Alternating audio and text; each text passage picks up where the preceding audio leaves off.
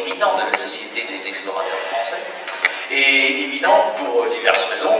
Et la première, c'est parce que c'est d'abord un grand reporter journaliste, mais pas seulement. Et c'est aussi un écrivain, c'est aussi un diplomate, et c'est un homme curieux du monde.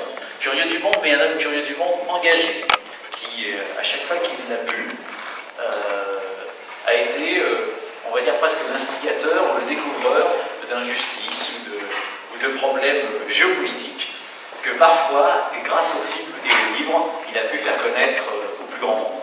Dans une contrée qui est compliquée, mais donc qui est le nord-ouest des frontières du Cambodge, mais bon, l'histoire du livre, c'est surtout de parler des impunis, c'est le titre d'ailleurs, de cette impunité des anciens Khmers rouges qui ont été au pouvoir au Cambodge. Je sais que beaucoup d'entre vous ici connaissent la région et l'Asie. De 75 à 79 et qui ont causé la mort directement ou indirectement d'un habitant sur 4, c'est-à-dire de 2 millions de personnes sur près de 2 millions d'habitants à l'époque. Et voilà, le but du livre et de l'expédition, c'était d'aller au-devant de ces massacreurs qui existent encore, qui sont non pas jugés à Phnom Penh, il y en a 5 qui ont été jugés ou qui sont en cours de jugement. Sur les 5, Ieng Sari, on en parlait tout à l'heure, je pense avec Malay, que j'avais pu rencontrer dans les maquis, donc qui est décédé la semaine dernière, il ne sera pas jugé, donc de facto, et sa femme avait été déclarée folle, donc en fait incapable de subir le procès en cours à Phnom Penh.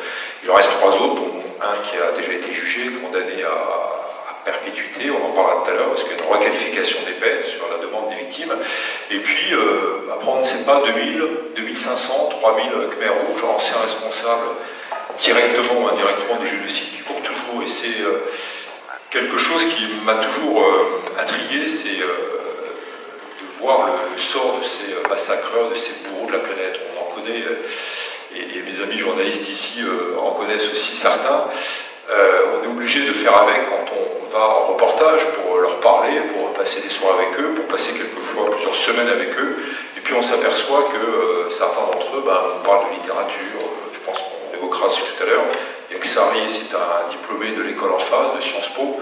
Je pense que le nouveau directeur nommé par le Conseil des la semaine dernière pourra enfin donner son dossier qui est resté secret pendant des années.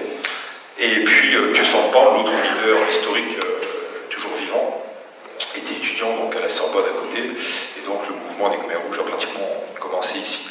Et donc c'est un peu ce voyage sur les traces de l'impunité qu'on aimerait vous faire découvrir ce soir avec ce film de France 2. Et puis j'aimerais vous présenter Malay Nkar, qui est cambodgien, français maintenant, donc franco-cambodgien, et qui est né au Cambodge, qui a connu dans sa chair, et c'est un euphémisme, les camps de la mort, les camps de travail, tout ce qu'on a vu aussi dans le film et le livre La Déchirure, les fameux Killing Fields.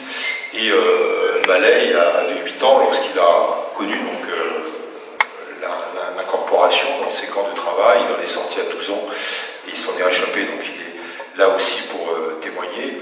Et la belle histoire de toute cette enquête qui date en fait, le film est récent, mais on avait fait un premier il y a quelques années, et ça fait à peu près 20 ans que je fréquente ces impunis, qui n'étaient pas encore impunis à l'époque, ils étaient au pouvoir, et puis ensuite dans la forêt en tant que guerrieros, protégés d'ailleurs par les reconnaissances.